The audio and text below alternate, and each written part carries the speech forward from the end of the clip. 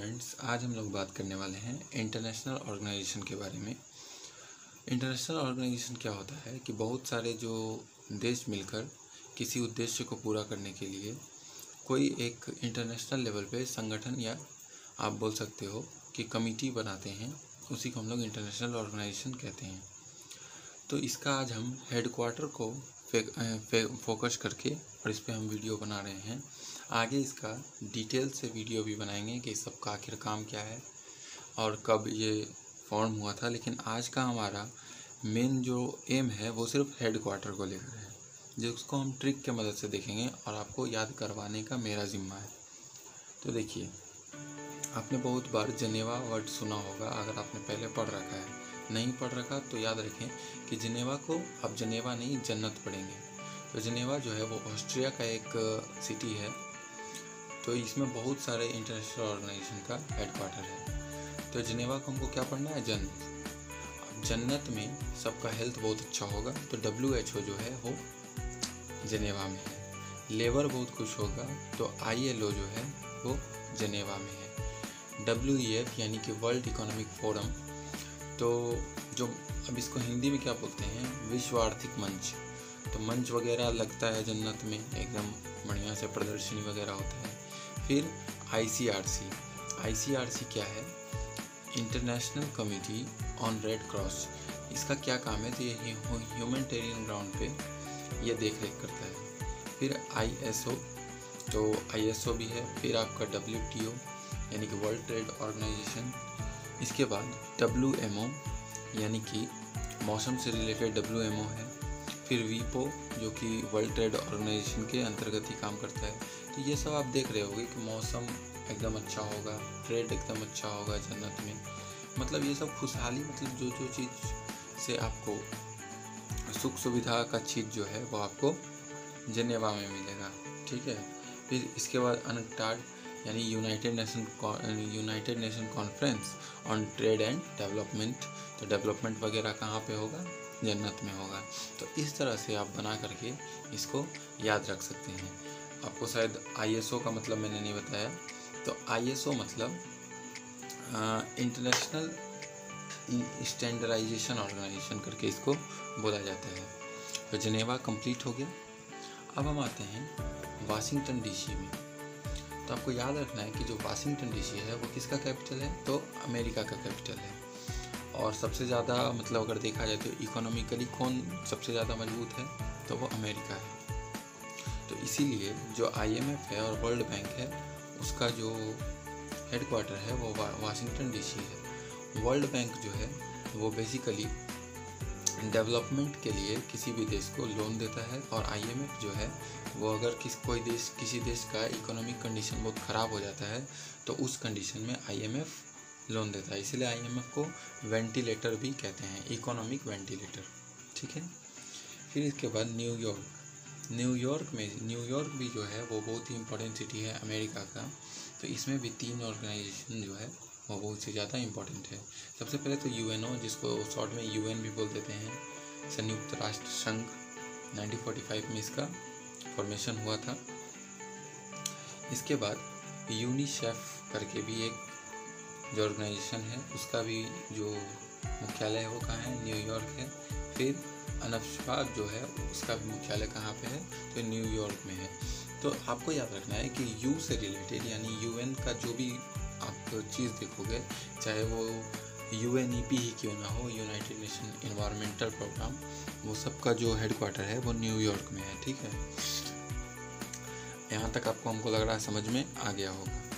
इसके बाद अब हम एशिया में कूदेंगे, तो वहाँ पे देखेंगे कि काठमांडू जो कि नेपाल का कैपिटल सिटी है, तो काठमांडू में सार्क का हेडक्वार्टर है। अब याद कैसे रखेंगे?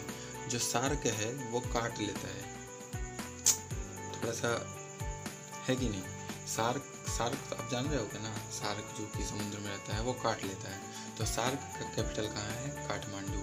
इसमें टोटल 8 कंट्री आता है, इंडिया, भूटान, नेपाल, पाकिस्तान, श्रीलंका, मालदीव, बांग्लादेश और अफगानिस्तान, ठीक है। तो आप इस तरह से याद रख सकते हो कि पूरा जो सदर्न एशिया का जो कंट्री है वो किस में आता है? सार्क में आता है, सदर्न एशिया। समझ गए ना। सदर्न एशिया जान रहे हो, आपका पाकिस्तान, अफ़गानिस्तान, इंडिया, नेपाल, भूटान, और उसके बाद फिर बांग्लादेश, ठीक है, फिर मालदीव्स। तो वैसे सदर्न एशिया में ही आएगा मालदीव भी, तो मालदीव्स हो गया। फिर इस तरह से आप इसको याद रख सकते हो। 1985 में इसका फॉर्मेशन हुआ था। इसके बाद चाइना में दो मतलब की सिटी बहुत इंपॉर्टेंट होता है, एक बीजिंग और एक शंघाई।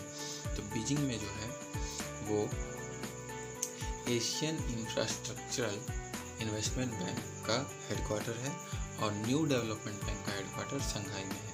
एक्चुअली यहाँ ये वर्ल्ड बैंक का जो प्रभाव है वो बहुत ज़्यादा ना बढ़ जाए, मनमानी ज़्यादा ना बढ़ जाए, तो इसको काउंटर बैलेंस करने के लिए चाइना में 2 बैंक बनाया गया है, ठीक है। इसके अलावा फिलीपींस का कैपिटल मनीला में एशियन डेवलपमेंट बैंक भी बनाया गया है।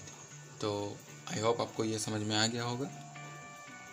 तो अब हम एक और बात आपको बताने जा रहे हैं कि IMF और वर्ल्ड बैंक कुछ रिपोर्ट्स जारी करता है जो कि हमको जानना बहुत ज़रूरी है।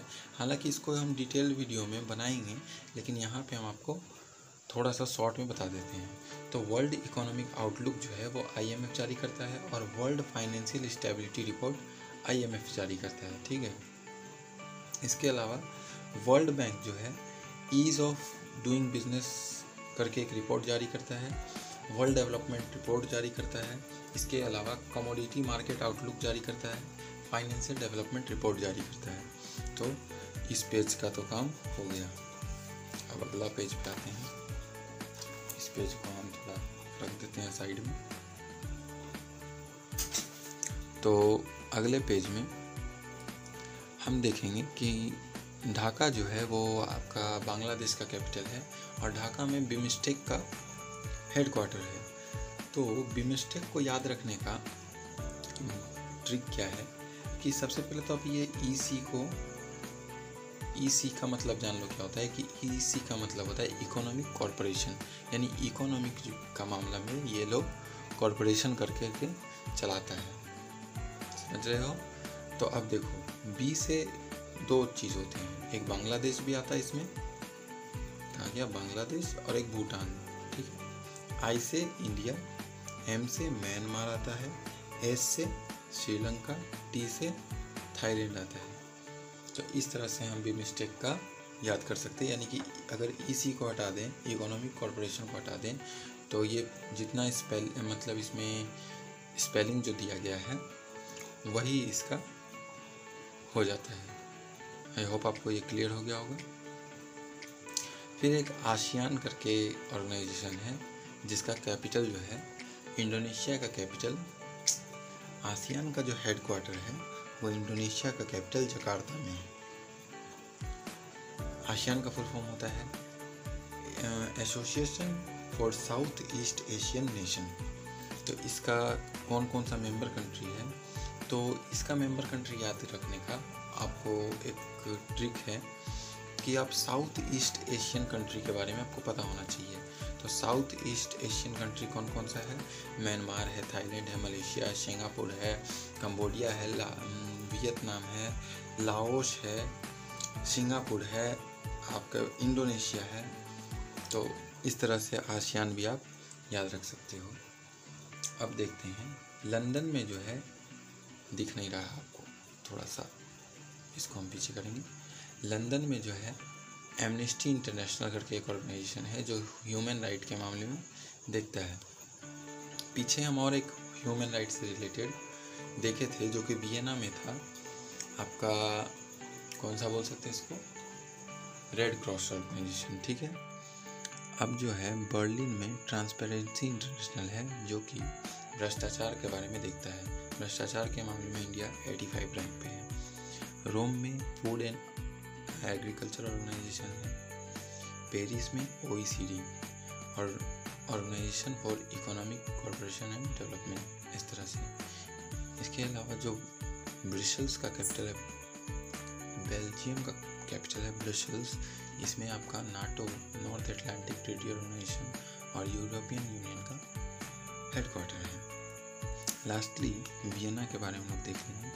वियना भी जो है वो ऑस्ट्रिया का कैपिटल है।